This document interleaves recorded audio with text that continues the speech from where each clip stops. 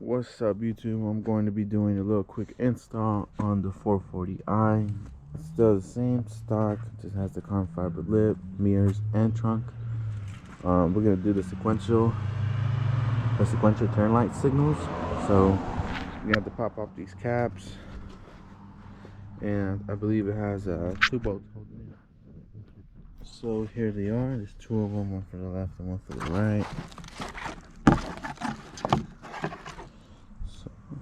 This is how they would go right here. And put those on. I should probably show you guys a before and after video. So that's how it is. I don't know if you guys could see it, but it's just blinking. So just go gently when you're taking off the covers. I'm trying to pry it off just little by little. It does come with a pry tool, but it's weak. So I suggest you guys get your own pry tools, maybe a little harder plastic.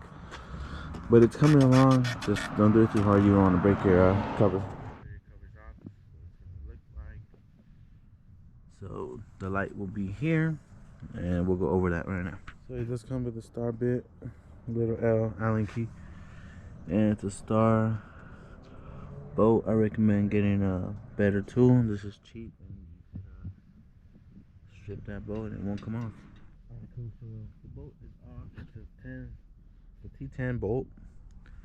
So you just take it off there. It comes with the tool, like I said, but it's better for you guys to have your own tool and don't strip the bolt. Alright guys, so after you guys take off the glass, there's going to be 3 T10 bolts in here.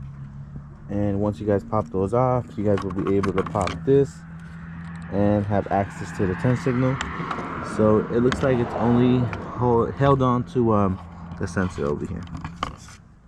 So this is what the old one looks like versus the new one. We're going to put it on right now and do the same thing to the other side, and then get you guys a video. We got it in. Make sure it lines up to that hole. I don't know if you guys could see it. It's a little dark outside.